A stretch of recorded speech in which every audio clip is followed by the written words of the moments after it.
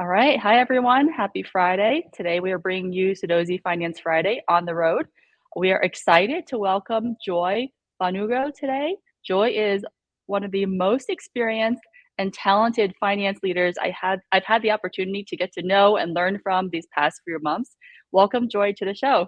Thank you. Thank you. And sorry, I don't know how to fuzz out my background. So folks, you'll be seeing part of my kitchen. No judgment zone here. Oh no, this is the realities of finance life. You do what you can where you can, and you get things done. Yes, exactly. Get um, get it done. yes. All right. So Joy, you have such an amazing career with the educational background as well. So we're not going to be able to cover. I was saying that we're not going to be able to talk about even 10% of what you've done. But what I do want to focus on today and the time we have is thinking through and reflecting on those big transitions you've had, cities, responsibilities, companies, and Mm-hmm. then spending the last few minutes talking about FP&A data and Mm-hmm. where the big opportunities are for a CFO in Mm-hmm. with the climate now. Mm-hmm. Um, and so, yeah, I'll let you take it away. Yeah. So and stop me at any time because I can ramble on for way too long about all of these topics. So transitions and big kind of highlights in my career, I would say I think at each point in my career where you'll see a change, like I was in law school at night and worked for EY. And at the time, I didn't realize how great of an idea that was until probably maybe a couple of years ago. And I was like, wow, I really was able to. The reason why I have 20 years of experience is because I went to school at night. So I finished up my last year of my master's of accountancy at Case Western and started my first year in my whole career in law school. I went at night and during the summer and in between and online classes, I did everything I could to earn my degree. And I did that because I wanted to be like a tax partner. At that time, you Hmm. either Hmm. got an LLM or you ain't got a law degree and an Yep. LLM. And I have a lot of friends who went to Georgetown and all these great schools, and they're super smart and they're smarter than me. And you should call them if you need tax advice. They're partners at law firms and accounting firms and senior execs and tech companies out here. But I decided that I wanted to be a lawyer. So working at EY in audit, doing anything and everything the partners told me to do because I worked for some Hmm. phenomenal partners and went to law school. And towards the end of my career, end of my time in law school, what happened is I worked for a really good partner. He was like, "You can't stay here in Ohio. You're going to get bored." No offense to Ohio. I'm from Cincinnati. He's like, Lots but of VC activity in Ohio these days. By the way. right. And my dad's like, "Oh, you should come back and invest." I'm like, Yeah. one thing at a time. Yeah. Um, so he helped me move to DC, which was another pivotal point, and that propelled me to move to London, which was another super pivotal point, which helped me move out to San Francisco. And then, I stayed with EY that whole time, got out here to the Valley, ended up at BlackRock, which was a great experience again. Very, very great experience. And it helped me just even more develop my love for finance, not just as a function, but as a subject matter, like as an investor in all sorts of investments. And so when you see my posts, I talk about finance, like being in FB&A, being in Yep. tax, being in treasury and audit, but then you also see me talking about investing from crypto to private investments to just the plain old stock market. But anyway, they've all been pivotal points. And even recently, like being, receiving the email of doom from Google, which I think wasn't the email of doom for me. There are other folks who are in very different positions who, visa, visas and people who are even out on maternity leave. That's kind of cold to receive an email. But anyway, for me, like I had set a goal this year that I either wanted to get promoted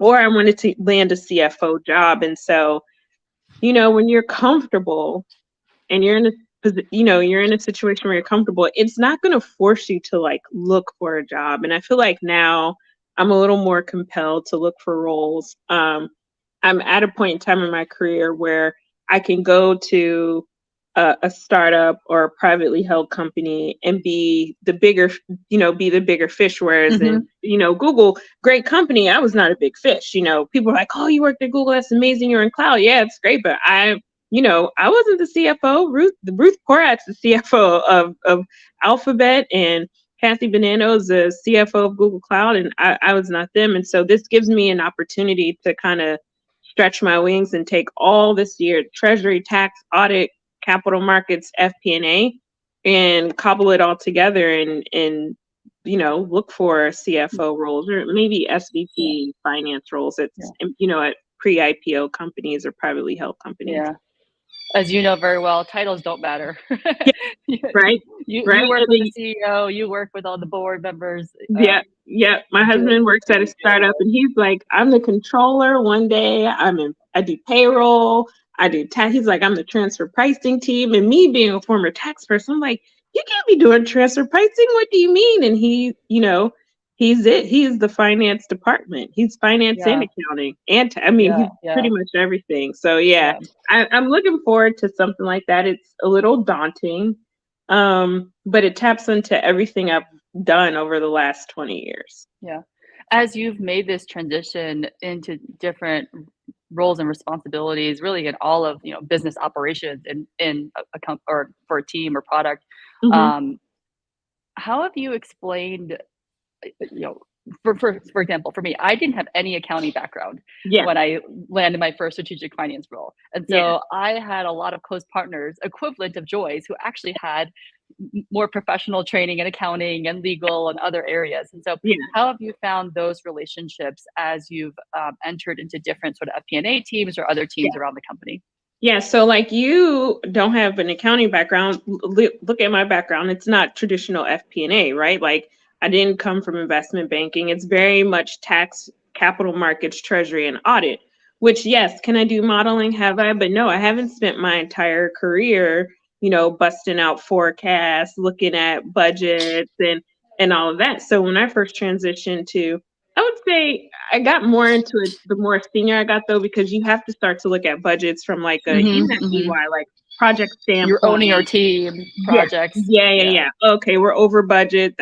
We're not gonna make any money on this engagement, like, billable hours, that kind of stuff. So I had an idea, but it really clicked, I think, when I got into like even the role before my FP&A role at Google.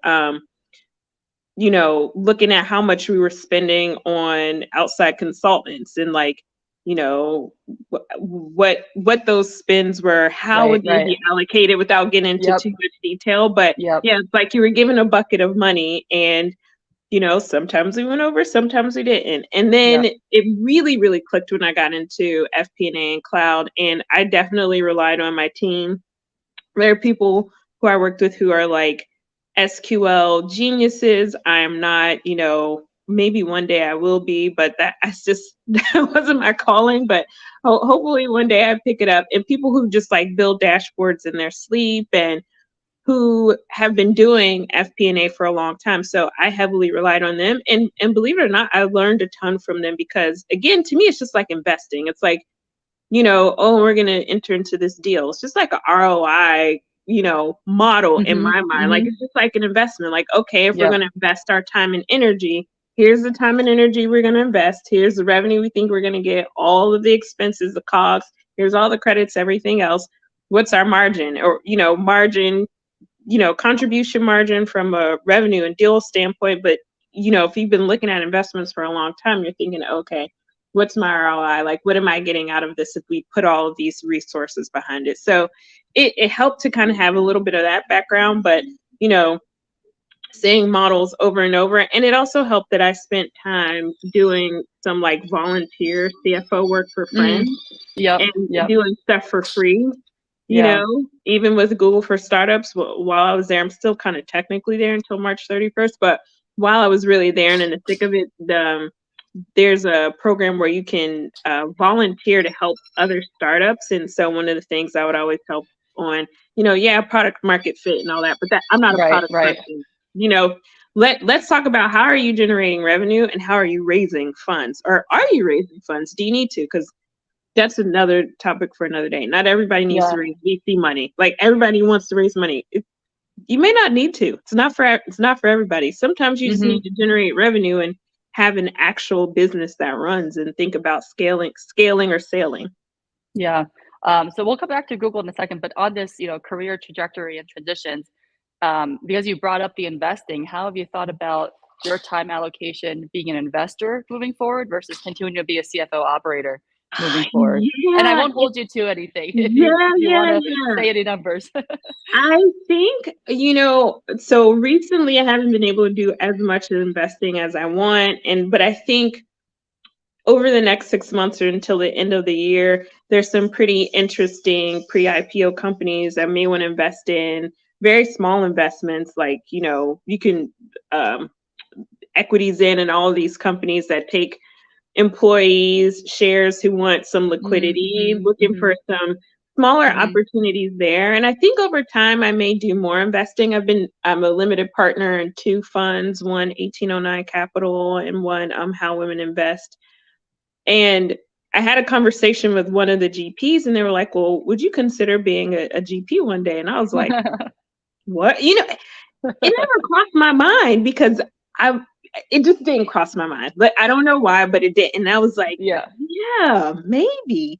So we'll see. But CFO first and then maybe got after it, got that, it. that may it's now on my, now that the when someone puts a bee in my bonnet and it's something I'm Mm-hmm. already interested in, I'm like, oh my God, Yeah. now I gotta do it. So don't hold me to it, but maybe one day you'll see No, me, no, totally. Yeah. become like Enjoy a the GP. GP at Yeah. this fund. I'll definitely circle back in a few years, and that'll be the title.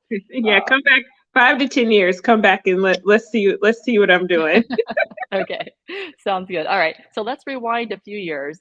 So you're at Google, you're at this organization, very different from prior organizations. Yes, Without getting very. into any details, what are some of the sort of just organizational things that you've learned that other people who may be looking into FP&A or other roles at different size companies Yeah, um, can shortcut because you've gone through some of those yeah. learnings already? I would say, believe it or not, sometimes taking classes helps, but FP&A, like FP&A could be so broad. One of the things that's super important is understanding the business you're supporting. Um, some businesses are easy to understand other than others, like SaaS, depending on the model can be kind of complicated. And I would say first things first, knowing the business, knowing Hmm. how the business makes money, that helps because it's not like an inventory. SaaS companies or cloud wasn't like an inventory company, like, okay, I'm selling Yeah, widgets. yep, And so yep, this widget costs $20, it cost me right. $10 to make, and then so on and so forth.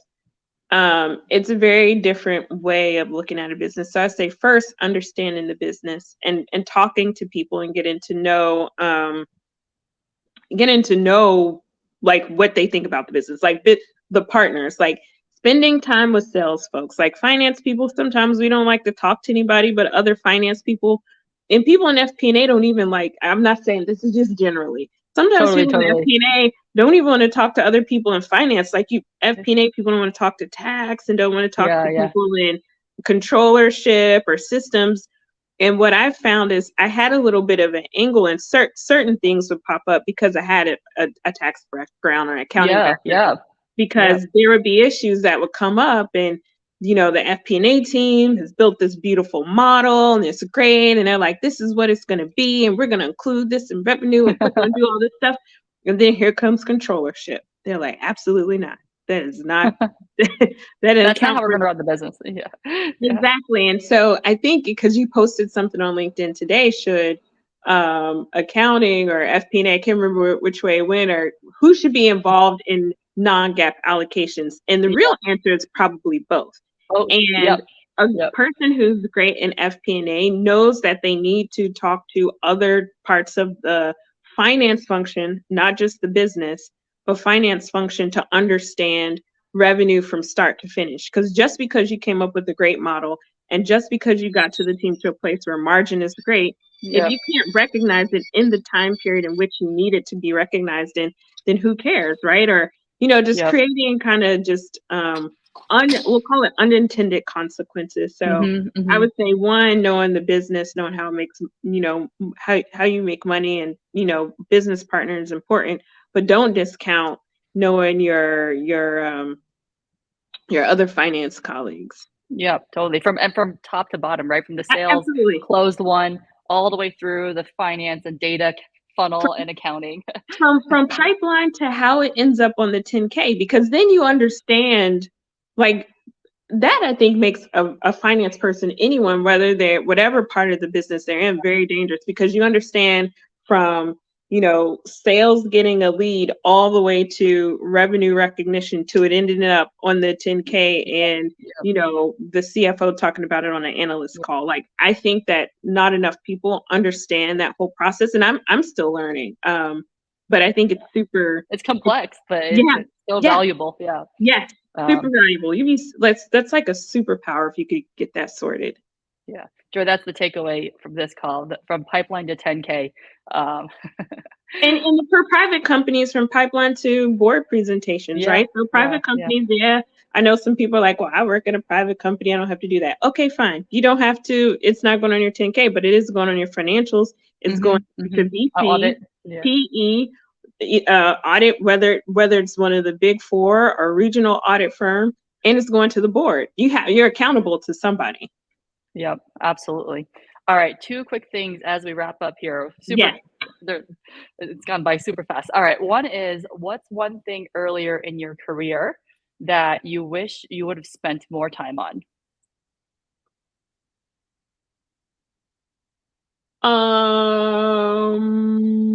Probably I didn't know it at the time, but probably more time on data and maybe probably more time actually more time in audit. In the 26-year-old version of me is like, girl, you are crazy.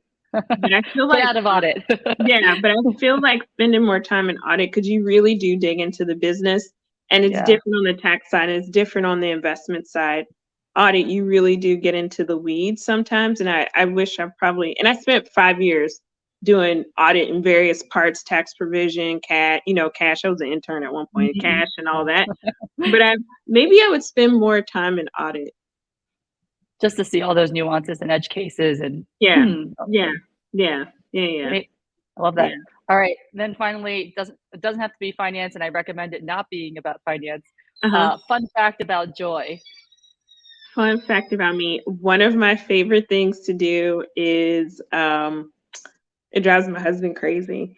Watch Star Trek Next Generation. I tell everybody this, and I make my son watch it. And he's watched it with me so much, like, because when he was a little baby, like babies, and no offense to moms, I'm a mom, but babies when they're first born, they're kind of like blobs. They don't do anything, but then like every 2 hours, you got to feed them, you got to change them. So I'm like, well, I want to watch TV. I don't want to watch anything that's like Yeah.